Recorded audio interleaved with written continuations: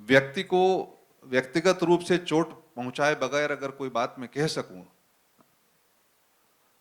तो मैं कोशिश करता हूं कि उसको कहूं, चाहे वो राजनीतिक हो, चाहे वो धार्मिक हो, चाहे वो व्यवसायिक हो।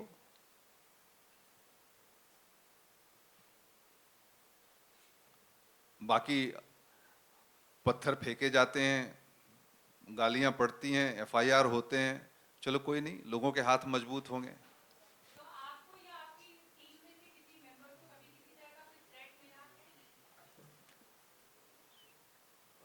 पता नहीं, मेरी जानकारी में तो नहीं मिला है।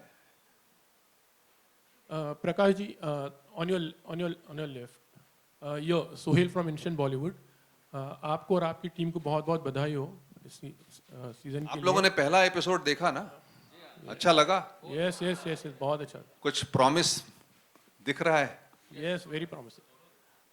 Thank you. सर, मैं पूछना चाह रहा था कि हमारी हिंदी फिल्म इंडस्ट्री को एक वक्त था जहाँ पर अंडरवर्ल्ड रूल करता था, एक टाइम था। आज आप इस दौर में किसको निराला बाबा समझते हैं हमारे बॉलीवुड के? कौन है जो जिसका दबदबा चलता है?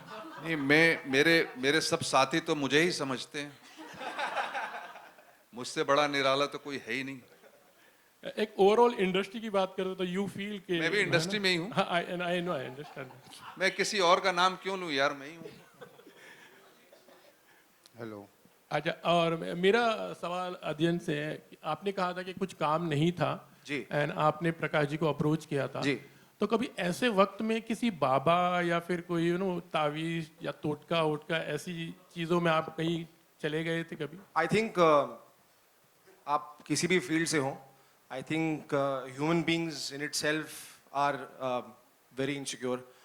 और मैं झूठ नहीं बोलूँगा, अगर आज मैं कोई रिंग्स भी पहन रहा हूँ तो I eventually realise in the power of energies and nothing else. And of course मैं इनसिक्योर था, और मैं भी पंडित जी और बाबा जी और मेरी कुंडली देख लीजिए, मेरा क्या होगा, कुछ नहीं हो रहा। बट इवेंचुअली आई रियलाइज कि जो आपकी किस्मत में लिखा है वो आपसे कोई छीन नहीं सकता। आपकी मेहनत ही सब कुछ है, जो मेरे फादर ने मुझे हमेशा सिखाया। तो ये सेट कि ठीक है, ये सारी चीज़ें आप जाते हैं, कंसल्ट करते हैं एक दो बार, but eventually it's something that you just never give up. और मेरे साथ भी आई थिंक यही हुआ कि जब भी मैं बाबाओं के पास गया और मैंने पूछा, सब कहते थे यार इस डेट पे ये होने वाला होता, कुछ नहीं था लाइफ में। तो जब मैंने पूछना छोड़ दिया लाइफ में और ज़्यादा मेहनत करनी शुरू की, उसके बाद चीज़ें बदलनी शुरू हुई। मैंने तो तुम्हें कहा था, तुम हुआ भी। हाँ बिल्कुल। हेलो। So, या गुड आफ्टरनून या प्रकाश जी। मुझे आपसे पूछना है कि हमने मतलब बाबा तो काफ़ी देखे हैं, लेकिन रियल बाबा और फ्रॉड बाबा हम कैसे डिफाइन, कैसे समझे उनको? ईमानदारी से अपने दिल पे हाथ रख के बोलिए कि आप पहचान सकेंगे कि नहीं। आपकी अपनी समझदारी में कि रियल कौन बाबा है और फेक कौन बाबा है, आप पहचान पाएंगे कि नहीं। क्योंकि कोई परिमाण नहीं होता, कोई परिभाषा भी नहीं होती, लेकिन हम जानते हैं। एक छोटा बच्चा होता है ना दोस्त, आप उसको कैसे छूते हैं उसको एक क्षण में पता चल जाता है कि इसमें प्यार है कि तिरस्कार है कि वेदना है कि धक्का है। एक क्षण में बच्चे को पता चल जाता है कि आपने किस तरह से छुआ है उसको। हम सब जानते हैं। ये सब हमारे अंदर की कमजोरी है, अपनी कमजोरी है कि हम उसमें अपना विश्वास टिका देते हैं। एक गलत पॉलिटिशियन में, गलत बाबा में, गलत गुरु में, ये हमारी अपनी कमजोरी है। हम मेहनत करना नहीं चाहते। जब हम मेहनत करना शुरू करेंगे और जब हम अच्छे से सोचना शुरू करेंगे और जब हम सही पहचान करने की कोशिश करेंगे, दुनिया बदल जाएगी। राजीव जी, आपसे एक सवाल है मेरा। आपने एक्टिंग करके बड़ा इम्प्रेस किया हमें। जब आपने तावीज़ उतारी तो हमको लगा कि आपका रोल कितना लंबा रहेगा, आगे कितना चलने वाला है। रोल कितना लंबा चलने वाला हाँ है? जी, हाँ जी। तो वो तो आपको देखकर ही पता चलेगा। दर्शन जी, मेरा सवाल आपसे है। जी प्रकाश जी, आप एक्टिंग कभी करेंगे अभी? ये सवाल दर्शन जी से है? आपसे। नहीं, नहीं। प्रकाश जी से। राजीव ने पूरा जवाब नहीं दिया मेरे को। आपसे मेरा जो सवाल है कि आपकी एक्टिंग भी देखना चाहेंगे हम लोग। मेरा प्रोफाइल इन्होंने लिया है अभी। आपके दो शब्द। नहीं, करेक्ट, वेरी सून।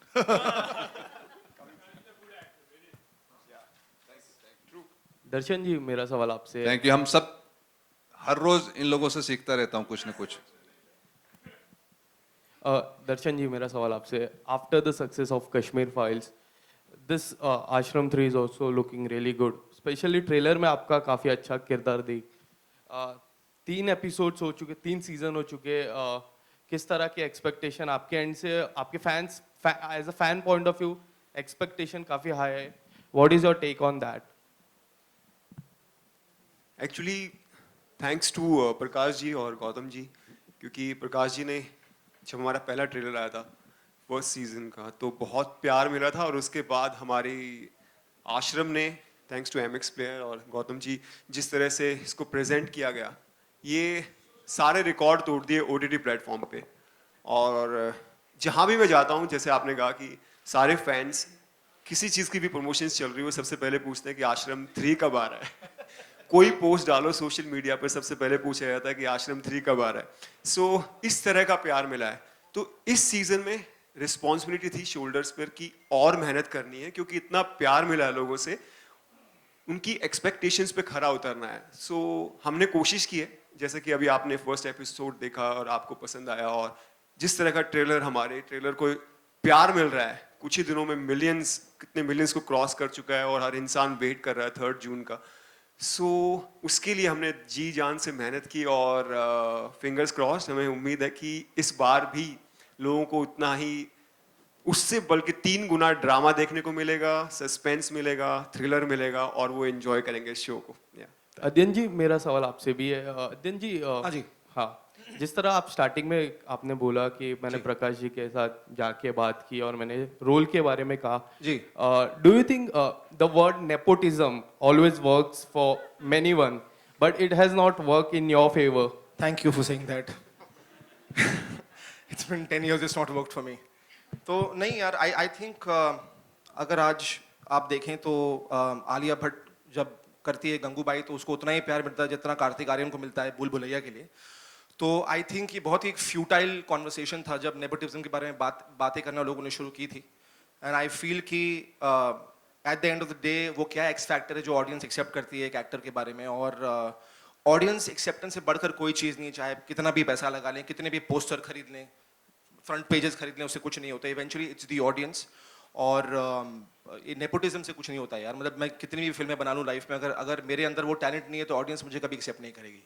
तो जब मैं आश्रम में आया और 10 साल की मेरी भी एक मेहनत रही है लाइफ में, स्ट्रगल रही है लाइफ में, जो शायद अभी बात नहीं करूँगा मैं इसके बारे में, but at the end of the day मैंने काम किया, और एकदम जिस चीज़ से मैंने, बिकॉज मैं इतना हार चुका था लाइफ में, मैंने एक्सपेक्ट करना छोड़ दिया था। और जैसे ही मैंने एक्सपेक्ट करना छोड़ा और जब आश्रम आई तो अगले दिन से क्या हुआ इंडस्ट्री में और क्या हुआ, I can't tell you honestly, it was just unbelievable. So ये नेपोटिज्म से बॉस कुछ नहीं होता यार। Prakash ji, my question is for you. मेरे पे एक सवाल है, अनुप्रिया से मेरा सवाल है, और त्रिधा से भी है मेरा सवाल, हम लोग से पूछा नहीं जा रहा था, इसीलिए आप लोग लड़कियों से तो बात ही नहीं कर रहे। मैं डर रहे हैं। वही चल रहा है सब। आप लोग डर रहे हैं इनसे बात करने में? नहीं नहीं सर। अच्छा ठीक है, आपके पास है इनके लिए सवाल? Best here. तो पहले आप पूछ लो। मैं तो ये पूछना चाह रहा था कि आप लोग सवाल का जवाब क्यों नहीं दे रहे, सवाल बना क्यों नहीं रहे? आपके यहाँ होने से कुछ सवाल बनने चाहिए थे, वो हो क्यों नहीं रहे? So he's the only male who's progressive and thinking about the other gender as well. Clearly. Tridha. Okay, आप लोग Prakash कुछ ji, my पूछे तो question. जवाब देंगे हम। Prakash ji, my question is for you. This is the first time we are meeting after the launch of this series way back in 2020. So, what made you actually think that Bobby Deol was the right choice as the title role, you know, as the villain? Because this is something which probably he did only occasionally in the movies, 1 or 2 movies. Abbas Mustan. आपके पास कोई alternative है? आपके पास मैं क्या ऐसे था? पूछ रहा हूं क्योंकि मुझे नहीं नजर आया कोई दूसरा ऑल्टरनेटिव। Okay. जो मेरा जो कैरेक्टर था उसकी प्रेजेंस, पर्सनालिटी और अंदर के लेयर्स, क्योंकि मुझे ऐसा लगा था कि बहुत ही बढ़िया एक्टर है, बहुत पहले से समझ रहा था कि इसके पास बहुत बड़ा रेंज है जो कभी इस्तेमाल नहीं हुआ है। और ये गॉड्स ऑनेस्ट ट्रुथ है कि हमारे पास दूसरा कोई नाम नहीं आया। मैंने बॉबी देओल का नाम कहा और हमारे एमएक्स प्लेयर ने हमारी हर डिसीजन को, उल्टे सीधे जितने डिसीजन हैं उसको साथ दिया है। तो उन्होंने बिल्कुल हाँ कहा और परिणाम आप देख सकते हैं कि बॉबी देओल कहाँ से कहाँ, बाबा कितने बड़े हो गए हैं। अब तो शायद ऑल्टरनेट सोच भी रहे हैं कुछ। Right. Prakash, Justin here from PTI, towards your left slightly. Yeah. So last year when you were making the series, you of course were attacked. The set was ransacked. Was there any point, sir, that as a filmmaker you felt angry that your voice was being suppressed, or at any point did that incident sort of make you alter the storyline of the series in any which way? It was only a 1 hour kind of a show, which some guys came and didn't, not on the set, but they broke some glasses or something of that sort. They did some kind of shouting which we couldn't understand, and they made a mayhem and they went away.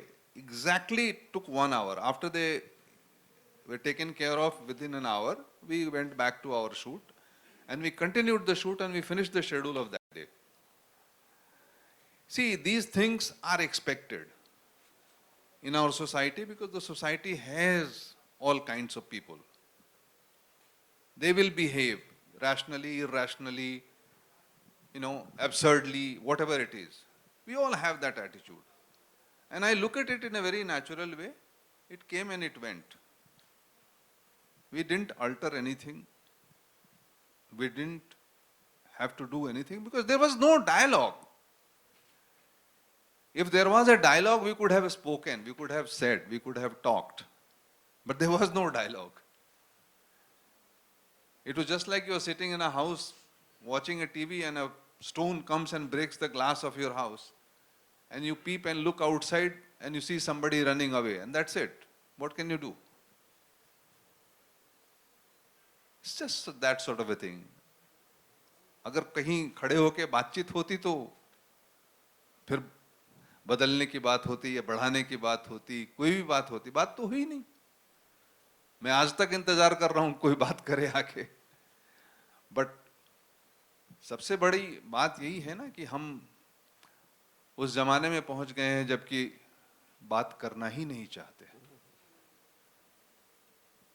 और हमारी प्रवृत्ति ऐसी हो गई है कि एक telephone भी जो है ना उसका इस्तेमाल बहुत समय जमाने तक हम लोग एक दूसरे से बात करने के लिए करते थे। आज टेलीफोन का इस्तेमाल एक दूसरे से बात नहीं करने के लिए करते हैं।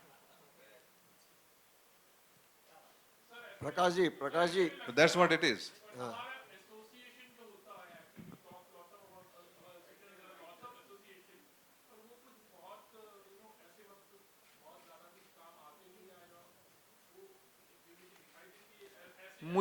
मुझे जरूरत पड़ी नहीं, मैंने किसी एसोसिएशन की तरफ हाथ बढ़ाया नहीं, ना ही पुकारा। कुछ लोगों ने जिनने हमारे समर्थन में बात कहनी थी, जो दुख व्यक्त करना था, उन्होंने कहा। मैंने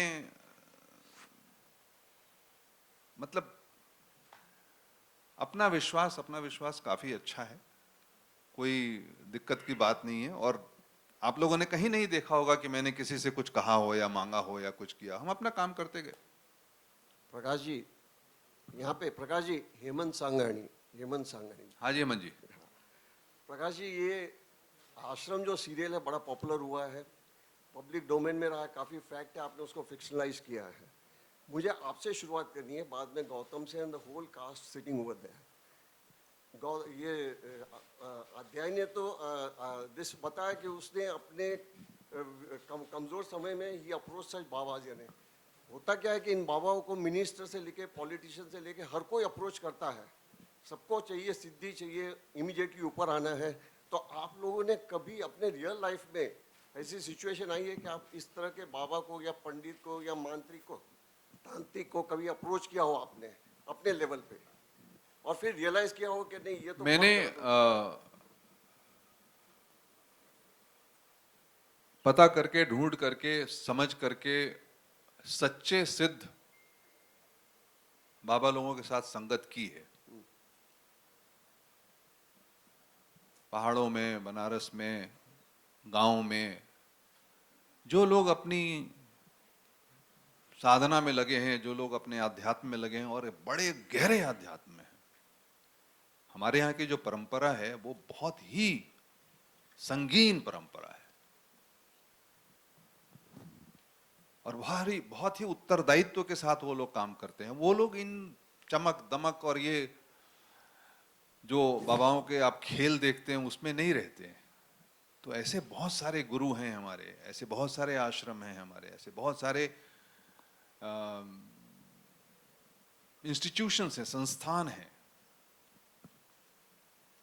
हमें महसूस होता है कहीं कभी किसी मंदिर में, मस्जिद में, गुरुद्वारे में जब जाते हैं तो हमें वहां का पावर महसूस होता है, क्योंकि वहां लोगों की आस्था जमा रहती है।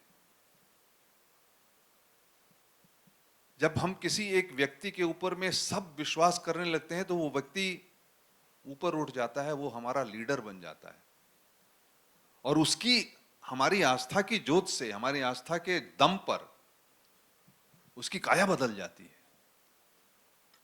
यही है आस्था की बात। लेकिन जब हम हल्के से चाहते हैं कि अच्छा समोसे के साथ हरी चटनी खा लें और पास कर जाएं परीक्षा, तो फिर बात अलग हो जाती है। पंडित जी कहते रहे कि बेलपत्र में मध लगा करके और शिवलिंग को लगा दीजिएगा, बेटा पास कर जाएगा, खुद का बेटा फेल कर गया। तो जब हम उसमें वैसा उन चीजों में लग जाते हैं तो फिर सत्यानाश हो जाता है। तो इनकी बात तो करनी ही चाहिए ना, इनके छद्म को उजागर करना भी हमारा कर्तव्य है ना। और राजनीतिक वगैरह कोई ऊपर जाने के लिए नहीं करते, इनके सिर्फ इनकी जो पॉपुलैरिटी होती है, उस पॉपुलैरिटी से जो इनका वोट बैंक पर जो अधिकार होता है उस फायदे के लिए ही जाते हैं और उनका कोई मतलब नहीं है अध्यात्म से या धर्म से। तो हमें तो कहानी ढूंढते हैं, कहानी ढूंढे और कहानी ढूंढे तो बहुत सारे पात्र मिले और बहुत सारे सब प्लॉट्स मिले और मिला करके और मनोरंजन भी होता है और बातें भी खुल के सामने आती है।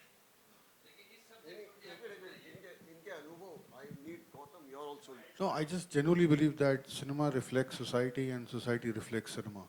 And I think that is important to understand. And if we are managing with the story to tell what we want to tell, and even if two people understand what is being said, and there is an impact created, I think that's great for us. I think that is important. And it's genuinely a reflection of both. I think it just works to both sides over. So that's what. But I've never been on a personal capacity. I've read a lot of people.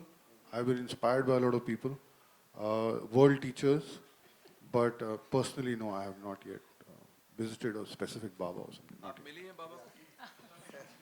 Sir, I would like to add something about this.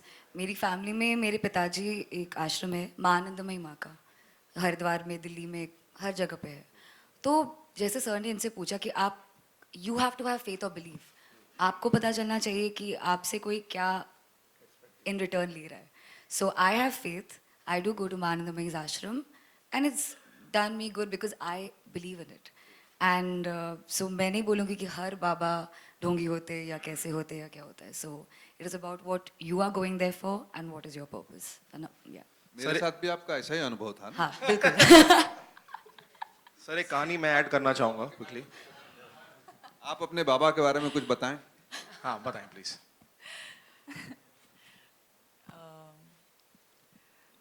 Well मेरी family काफ़ी रही है, हम हरदम मेरे parents ने किसी ना किसी को फॉलो किया है। तो I grew up kind of not very you know believing in the concept, because मैंने उसके रेपरकर्शन ज़्यादा देखे वाइल ग्रोइंग अप। एंड सबसे ज़रूरी चीज़ जो मैंने समझी है is not just the leader, the spiritual leader that you are following, it's also what kind of spirituality and the path that you are on to yourself. वो disciple पे भी उतना ही यू नो डिपेंड करता है। जैसे जो हमारे बाबा जी थे वो हरदम मेरे पापा को बोला करते थे, टू बी वेरी ऑनेस्ट, कि अपना अगर तुमने गृहस्थ जीवन लिया है तो उसकी जो भी तुम्हारी रिस्पॉन्सिबिलिटीज़ हैं उसको पूरा करना सबसे ज़्यादा ज़रूरी है, rather than leaving it midway and getting into spirituality. That's not your कर्तव्य। आप उसके लिए नहीं लिए हैं, आप आए हैं यहाँ। And some people I've seen, जब वो स्पिरिचुअल लीडर्स के पीछे जाते हैं तो सब कुछ त्यागने में लग जाते हैं, जो भी उनकी रिस्पॉन्सिबिलिटीज़ उन्होंने ली होती हैं उनको छोड़ने में लग जाते हैं, which is not the right way. And somewhere along the path, या तो आप, as I said before, magic expect करते हैं अपने लीडर के थ्रू कि कुछ ये हो जाए, कुछ अच्छा हो जाए, कोई पास हो जाए, बिजनेस चल जाए, सम सॉर्ट ऑफ थिंग्स जो अभी स्ट्रगल्स हैं आप सोचते हैं कि वो ख़त्म हो जाएंगी, जो नहीं होता। वो खाली श्रम, वो खाली हार्डवर्क से ही होता है। आप लीडर ढूंढते हैं for peacefulness, for your spiritual journey. And मेरे ख्याल से, as Tridha also said, just adding to that, आप किस चीज़ के लिए उस पाथ पे निकले हैं वो सबसे ज़्यादा इम्पॉर्टेंट है, while maintaining your own individuality and sensibility, and not giving somebody else the power to completely rule over you, rather to guide you. And that can only happen अगर आपकी खुद की individuality भी आपके साथ है. So yeah, I don't know whether I've really elaborated on the point, but well. Gautam sir, sir, हाँ sir over here, Gautam sir. My first question to you is, what is the response? What response you have received for season 1 and season 2 for Ashram, and what your focus or expectation is there from Ashram 3? Well, the response for the first 2 chapters have been absolutely phenomenal. Like I said, 160 million people have watched it. That's a lot. If I even add all the OTTs put together, it won't kind of add up, to be really honest with you, right? I think the distribution of MX makes all the difference. I think most of our cast, when they go out to, we're a proudly mass entertainment channel. And that's where we touch lives. We touch lives right at the root of India. Class 1, Class 2 cities. Those are the people who've seen it. Those are the people who loved it. People, of course, here have loved it. So what has happened is that this is one of those shows on our platform that has actually cut across all barriers, right? There's age, SEC, income, gender. Nothing has stopped people from watching the show. And there are very few, and trust me, from the film industry, everybody tries to get a universal story. Everybody wants to get a universal story. It's very rarely that you find one. And I think that the love and affection that consumers have given us has been absolutely phenomenal. As in, to trend in 6 hours on all social media platforms organically, it's not possible. It doesn't happen very often. It's just the pure love of the consumer that has worked for this show, and the love that everybody sitting here has got. It's the effort that has been put by Prakash Jha and team at PJP, at our team, the cast, the crew. They've really, really worked hard, guys. You have no idea, to put and mount something at this scale is not easy. The expectation becomes much larger from the consumer side, and it becomes tougher with every season, because